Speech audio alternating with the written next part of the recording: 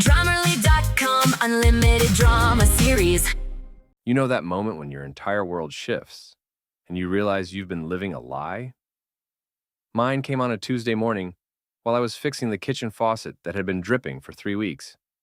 My wife Erica had been too busy with her fitness influencer career to notice the constant ping, ping, ping that was slowly driving me insane. I'm Tom Harlan, 39 years old, owner of Harlan Home Renovations. I've spent the last 15 years building other people's dream homes while my own marriage crumbled like drywall in a flood. The irony wasn't lost on me. Tom, can you move your tools?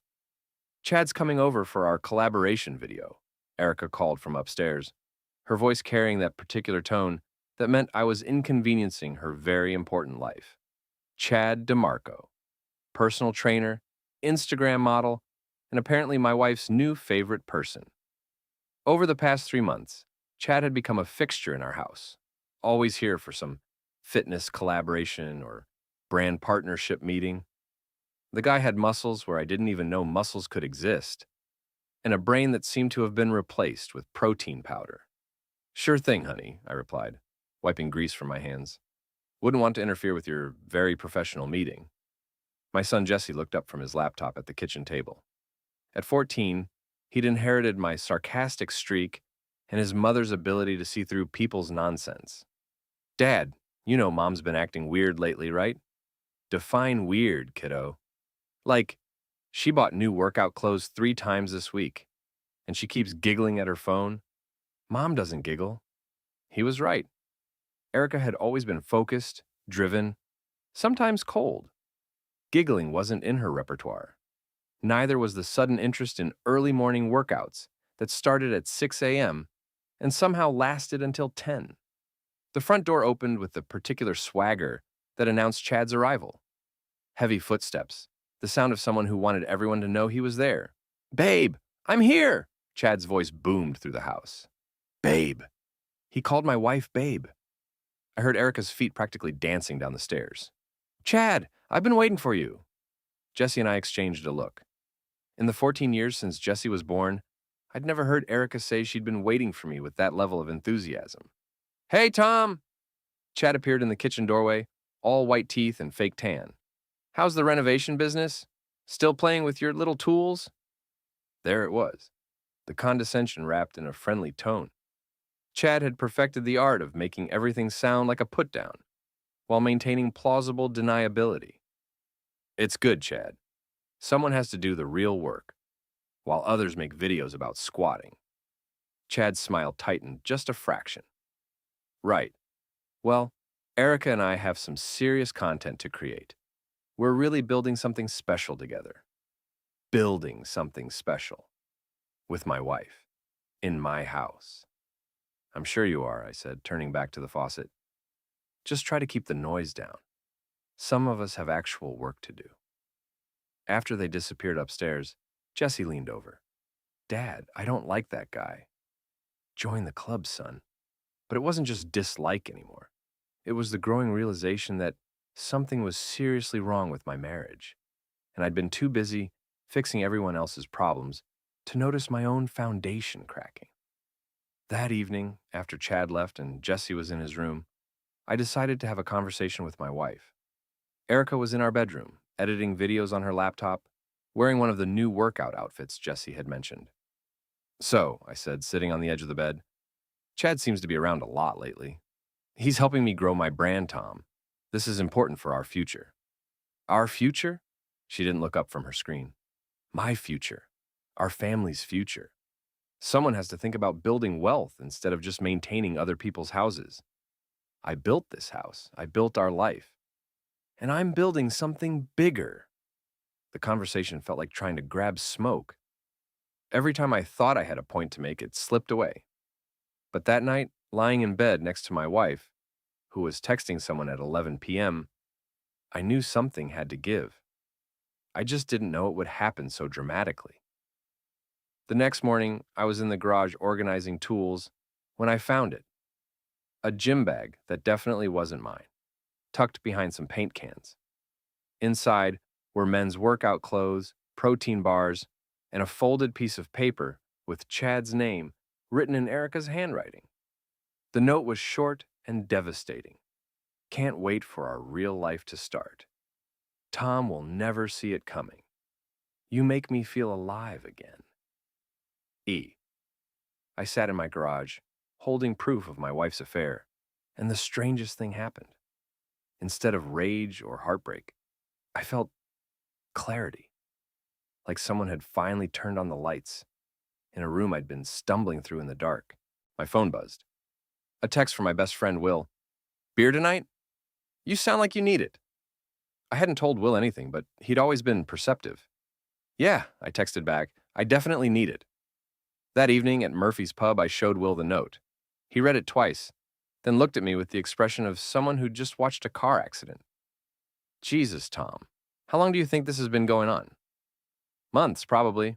All those early morning workouts, the collaboration videos, the way she lights up when he's around. I took a long drink of beer. I've been an idiot. No, you've been a husband. You trusted your wife. That's not being an idiot, that's being normal. So, what do I do now? Will, who'd been through his own messy divorce 3 years earlier, leaned forward. You get smart, fast. Document everything. Protect yourself. And whatever you do, don't let them know you know until you're ready. Ready for what? Ready to win. I spent the next week in a strange state of hyper-awareness. Every interaction with Erica, every visit from Chad, every giggled phone conversation became evidence in the case I was building against my own marriage. The breaking point came on a Friday evening. I was supposed to be at a job site, but the client had canceled last minute. I came home to find Chad's car in my driveway and the house suspiciously quiet. I let myself in through the back door and heard voices from the living room. When are you going to tell him? Chad was saying. Soon. I just need to figure out the best way to do it. Tom can be difficult. Babe, you deserve so much better than this.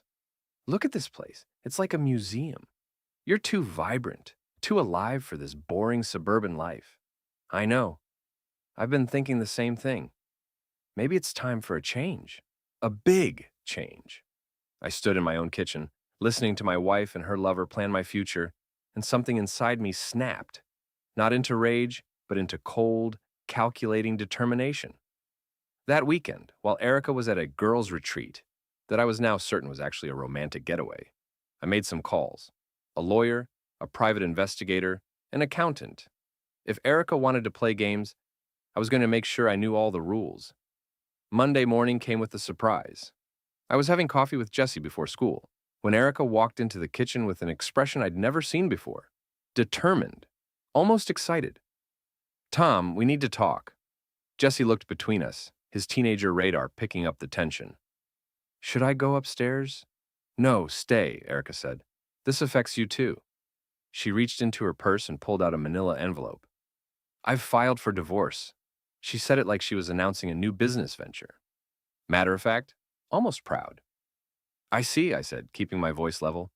Any particular reason? We've grown apart. We want different things. I need someone who understands my ambitions, who supports my dreams.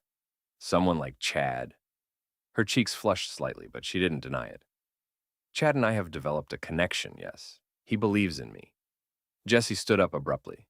Mom, are you serious right now? Jessie, honey, sometimes adults make difficult decisions. You're cheating on Dad. Jessie's voice cracked with emotion. And you're acting like it's some kind of business decision. Your father and I haven't been happy for a long time. Chad makes me feel alive again. I finally spoke. So, what's the plan, Erica? You and Chad ride off into the sunset? Actually, she said, and I could see Chad's influence.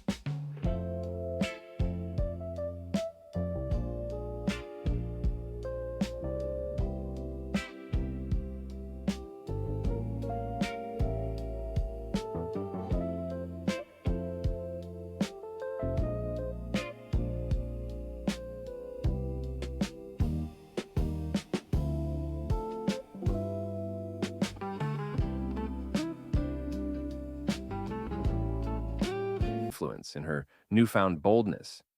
Chad's gonna move in here. You'll need to find somewhere else to live. The audacity was breathtaking.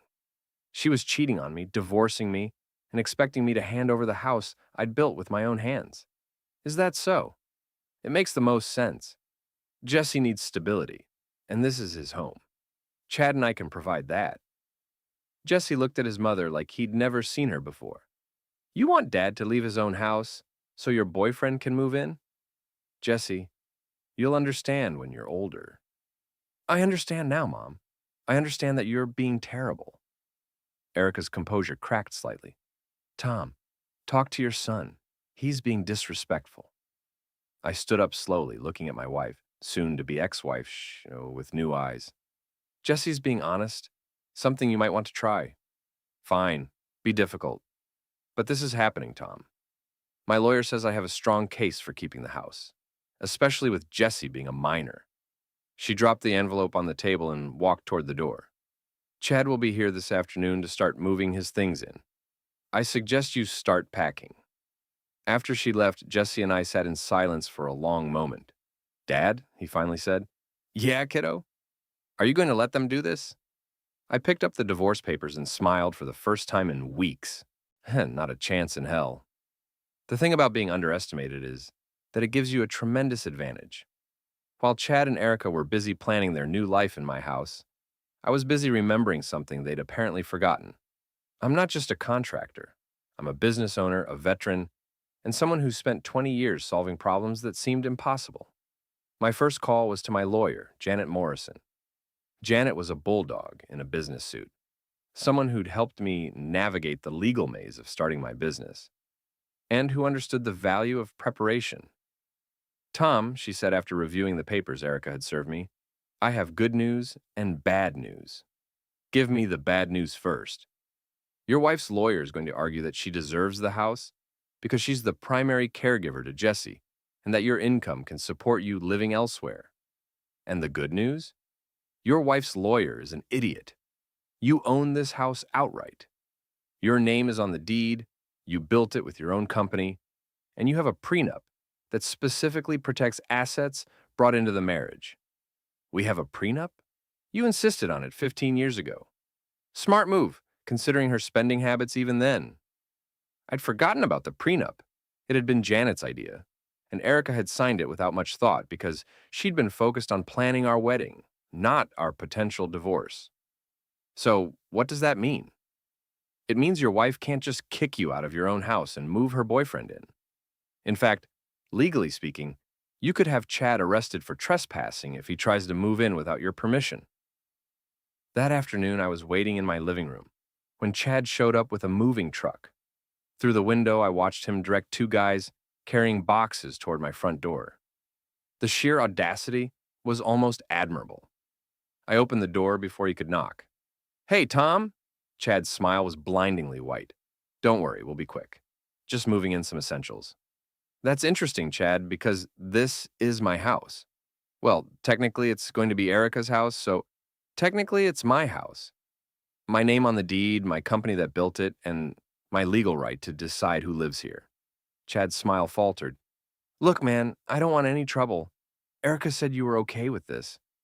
Erica said a lot of things, but here's what I'm saying. You're not moving into my house. Come on, Tom. Don't make this harder than it has to be.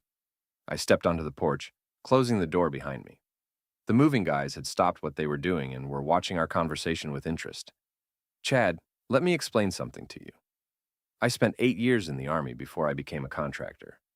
I've dealt with insurgents, natural disasters, and contractors who tried to screw me over. You think you're intimidating because you can bench press your body weight? Chad puffed up his chest. I'm not trying to intimidate anyone. I'm just trying to move in with my girlfriend. Your girlfriend is married to me. This is my house. And those guys, I pointed to the movers, are about to be accessories to trespassing if they take one more step toward my door. One of the movers, a guy who looked like he'd dealt with domestic disputes before, stepped forward. Sir, we're going to need to see some paperwork before we move anything else. Smart man, I said. Chad, do you have any legal documentation giving you the right to move into this house? Chad's tan seemed to fade a little. Erica said, Erica doesn't own this house. I do. And I'm telling you to leave. The movers started loading the boxes back into their truck without another word. Chad stood on my driveway looking like a deflated balloon. This isn't over, Tom. You're absolutely right, it's not. That evening, Erica came home to find Chad's belongings back in his car, and me sitting calmly in the living room, reading the newspaper. What did you do? She demanded. I exercised my property rights. Tom, don't be petty. We're trying to make this transition as smooth as possible for everyone. Smooth? You filed for divorce, announced you're in love with another man, and tried to move him into our house while I'm still living here. If that's your definition of smooth, I'd hate to see what you consider rough. Jesse came downstairs, drawn by the raised voices. What's going on? Your father's being difficult, Erica said. He won't let Chad move in. Good, Jesse said simply. Erica turned to our son with an expression of hurt surprise. Jesse, I thought you liked Chad. He just gave me a massage. That's it! Remember, I won't be a cuckold! Watch more on Grammarly.com. I don't. He's fake, and he treats Dad like garbage, and he's breaking up our family. Honey, sometimes families change. No, Mom. Sometimes people make selfish choices and try to pretend it's about family. I'd never been more proud of my son. Over the next few days, I watched Erica and Chad try to figure out their next move. They'd clearly expected me to roll over and accept their plan. When that didn't happen, they seemed genuinely confused about how to proceed. Chad started showing up at my job sites, trying to catch me alone. His approach was always the same: fake friendliness, followed by thinly veiled threats. Tom, buddy, we need to work this out, he said on Thursday, appearing at a kitchen renovation I was overseeing. Erica's really stressed about this whole situation. I imagine she is. Adultery and divorce can be stressful. Look, I know this is awkward, but we're all adults here. Can't we figure out a way to make this work for everyone? My crew had stopped working and were listening with barely concealed interest. Word travels fast in the construction world, and everyone knew about my situation. Chad, let me ask you something. If you were married and your wife decided she wanted to divorce you and move another man into your house, how would you handle it? I'd want everyone to be happy. Really? You just pack up and leave so your wife and her boyfriend could be comfortable? Chad's jaw tightened. I'm trying to be reasonable here. No, you're trying to manipulate me into making your life easier. There's a difference. My foreman, a guy named Pete, who'd worked with me for 10 years, stepped forward. Is there a problem here, Tom? No problem, Pete. Chad was just leaving. Chad looked around at the 5 guys staring at him, with expressions that weren't particularly friendly. Construction workers tend to have strong opinions about men who steal other men's wives. This isn't over, Chad said, echoing his words from earlier in the week. You keep saying that, I replied, but you never seem to do anything about it. That weekend, Erica escalated. She threw a party, she called it a housewarming, and invited half the neighborhood. The invitation, which I saw on Facebook, described it as celebrating new beginnings in a beautiful home. My home, that I built, that she was using to celebrate leaving me. I spent Saturday at Will's house, helping him install new cabinets and trying not to think about the party happening in my backyard. But around 8 p.m., my neighbor, Mrs. Patterson, called. Tom, honey, I think you should know what's happening over there. I'd rather not know, Mrs. Patterson. Chad is telling everyone that he bought the house from you. He's giving tours like he owns the place. That did it. I drove home to find my driveway full of cars and my backyard full of people I barely knew, drinking my beer and eating food prepared in my kitchen. Chad was holding court by the pool I'd installed 3 years ago, regaling a group of neighbors with what appeared to be a fictional account of his real estate prowess. I walked through my own house like a ghost at his own funeral. People I'd known for years avoided eye contact. Some seemed embarrassed to be there. Others looked at me with pity. In the kitchen, I found Erica arranging appetizers on plates I'd bought for our 10th anniversary. Having fun? I asked. She jumped slightly. Tom, I didn't know you were here. It's my house. I know this is awkward, but I thought it would be good for people to meet Chad, to see that this transition doesn't have to be ugly. Transition to what exactly? To our new life. Chad and I are building something beautiful together. Through the window, I could see Chad demonstrating his golf swing to a group of impressed neighbors. He caught sight of me and raised his beer bottle in a mock toast. Erica, I said quietly, do you have any idea what you're doing to Jesse? Jesse will adjust. Kids are resilient. Jesse thinks his mother has lost her mind. Jesse will understand when he's older that sometimes you have to take risks to be happy. I looked at my wife, really looked at her, and realized I was talking to a stranger. The woman I'd married, the mother of my child, had been replaced by someone I didn't recognize. I'm going to ask you once to end this party. Tom, don't make a scene. These are our neighbors. They're my neighbors. This is my house, and I'm asking you to end this party. And if I don't, then I'll end it myself. Erica studied my face and apparently decided I wasn't bluffing. Fine, but you're being unreasonable. I watched from the kitchen window as Erica made excuses and Chad played the gracious host, apologizing for the family drama, while making it clear that he was the reasonable one in this situation. After the last guest left, Chad cornered me in the living room. That was pretty embarrassing, Tom, for all of us. You know what's embarrassing, Chad? A grown man who moves in on another man's wife and then acts like the victim when the husband objects. I didn't move in on anyone. Erica came to me. Because you made yourself available. Look, I get that you're hurt, but Erica deserves to be happy. She deserves someone who appreciates her. Someone like you. Someone like me. I nodded slowly. Chad, let me tell you what's going to happen. You're going to leave my house. You're going to stop pretending you live here. And you're going to learn what it means to cross someone who's tired of being pushed around. Chad stepped closer, trying to use his height advantage. Is that a threat? It's a promise. The next morning, I woke up with absolute clarity about what I needed to do. Eric and Chad had made their choice. Now it was time for me to make mine. Monday morning brought the kind of rain that makes the Pacific Northwest famous. I was drinking coffee and watching the water run down my kitchen window when my phone rang. Janet, my lawyer. Tom, we need to talk. Erica's attorney filed a motion for temporary exclusive use of the marital home. What does that mean? It means they're trying to get a judge to order you out of your own house while the divorce is pending.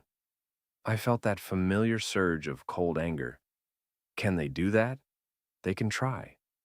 But Tom, I need to ask you something, and I need you to be honest. Have you threatened your wife or Chad in any way? I told Chad he wasn't welcome in my house. I told him there would be consequences if he kept pushing. Why? Because they're claiming you're creating a hostile environment and that Erica feels unsafe. The coffee suddenly tasted bitter. Janet, the only thing I've done is refuse to let my wife's boyfriend move into my house. I believe you, but we need to be smart about this. No more confrontations, no more threats, even implied ones. And Tom, you might want to install some security cameras. Why? Because if they're willing to lie about feeling unsafe, they might be willing to create evidence to support their lies. That afternoon, I drove to the electronics store and bought a complete home security system. Cameras for every entrance, motion detectors, the works. If Erica and Chad wanted to play games, I was going to make sure I had video evidence of everything that happened. Jesse helped me install the system that evening. My son had inherited my technical aptitude and his mother's attention to detail. Dad, why are we putting cameras inside the house? Because your mother and Chad might try to do something stupid, and I want to be able to prove what really happened. Like what? Like claiming I did something I didn't do. Jesse was quiet for a moment, programming one of the cameras. Mom's really changed, hasn't she? Yeah, kiddo, she has. Do you think she'll change back? I wished I could give him false hope, but Jesse was too smart for that. I don't think so, son. I think this is who your mother really is, and we just didn't see it before. The cameras proved their worth sooner than I expected. Wednesday evening, I was at a client meeting when my phone buzzed with a security alert. Someone was at my front door. I opened the app and watched Chad trying to jimmy the lock with what looked like a credit card. When that didn't work, he walked around to the back of the house and tried the sliding door. I called the police. 911, what's your emergency? I'd like to report a break-in in progress. I have video of someone trying to enter my house without permission. 20 minutes later, I pulled into my driveway behind two police cars. Chad was sitting on my front steps, talking animatedly to one of the officers. Mr. Harlan? The senior officer, a woman named Sergeant Martinez, approached me. This gentleman says he has permission to be here. He doesn't. This is my house, and I've told him repeatedly that he's not welcome. He says he's in a relationship with your wife and that she gave him permission. My wife doesn't own this house. I do. And even if she did, she can't give someone permission to break in when the owner isn't home. I showed Sergeant Martinez the security footage on my phone. Chad trying the front door, then the back door, then attempting to force a window. Mr. DeMarco, she called to Chad, can you explain this? Chad's confident demeanor cracked slightly. Look, there was a misunderstanding. Erica said I could get some things I left here. By breaking in? I wasn't breaking in, I was just trying to get inside. Without the owner's permission, using force on locked doors and windows.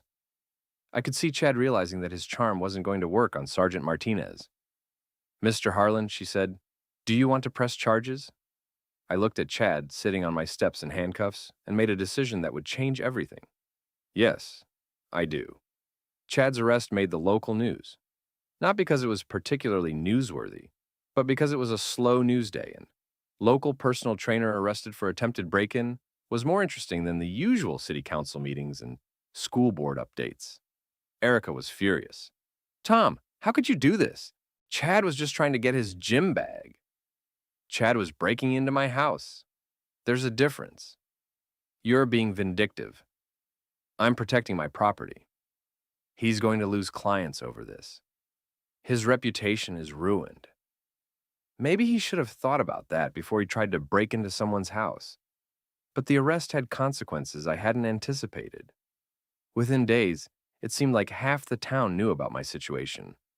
The story had legs because people love drama, and a love triangle involving a personal trainer, a fitness influencer, and a wronged husband was better than anything on television. My business phone started ringing with calls from potential clients who'd heard about the situation. Some were supportive, others were just curious, but all of them wanted to hire the contractor who'd stood up to his wife's boyfriend. Chad's gym, on the other hand, started losing members. Parents didn't want their teenage daughters training with someone who'd been arrested for breaking and entering, regardless of the circumstances. The shift in public opinion was swift and brutal. Erica's social media followers began turning on her.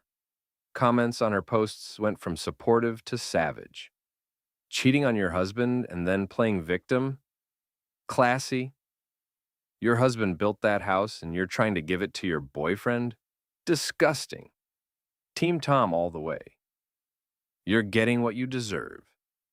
Erica tried to control the narrative by posting a long explanation about growing apart and finding happiness. But it only made things worse. People could smell the self-serving nonsense from miles away. Chad, meanwhile, was dealing with his own problems. The arrest had triggered a background check by his gym, which discovered he'd been inflating his credentials. He wasn't a certified personal trainer. He'd been faking his certification for 2 years. The gym fired him immediately. Tom, Will said over beers that Friday, I have to hand it to you. You've managed to destroy both of them without breaking a sweat. I didn't destroy them. They destroyed themselves. I just refused to be a victim. Chad's living in his car, you know. Apparently he was staying with Erica at some extended stay hotel, but they can't afford it anymore since he lost his job. And Erica? Still posting inspirational quotes about staying strong during difficult times and not letting negative people bring you down. I almost felt sorry for her. Almost. The divorce proceedings were moving faster than expected. Janet had filed a countersuit demanding that Erica pay me alimony since her affair had caused the breakdown of the marriage. It was a long shot, but it sent a message. Tom, Janet said during our meeting the following week, Erica's lawyer wants to settle. What are they offering? She keeps her car, her personal belongings, and half of your retirement account. You keep the house, the business, and primary custody of Jesse. What about alimony? She waives any claim to spousal support, and you waive your claim against her. It was a better deal than I'd expected. What's the catch? No catch. I think they realize they've lost control of the situation. Chad's arrest, the public humiliation, losing his job, it's all spiraled beyond what they expected. And Jesse? Jesse told the court-appointed guardian that he wants to live with you. Apparently, he told the woman that his mother made bad choices and hurt people and that he didn't want to be around Chad. That evening, I sat Jesse down for a serious conversation. Son, your mom and I are going to finalize the divorce soon. The court says you can choose who you want to live with. I want to stay with you, Dad. Are you sure? This is a big decision. Mom chose Chad over us. You chose us over everything else. It's not even close. 2 weeks later, I signed the divorce papers in Janet's office. Erica wasn't there. Her lawyer said she was too emotional to attend. Chad wasn't mentioned in the final agreement at all, as if he'd never existed. Walking out of that office, I felt something I hadn't experienced in months. Peace. But the story wasn't over yet. 3 months after the divorce was finalized, I thought the drama was behind me. I was wrong. It started with a phone call from my neighbor, Mrs. Patterson, on a Saturday morning in late October. Tom, honey, I think you should know that Erica and Chad are back. I looked out my kitchen window and saw a familiar car parked across the street. Back how? They're renting the Morrison place, the little rental house at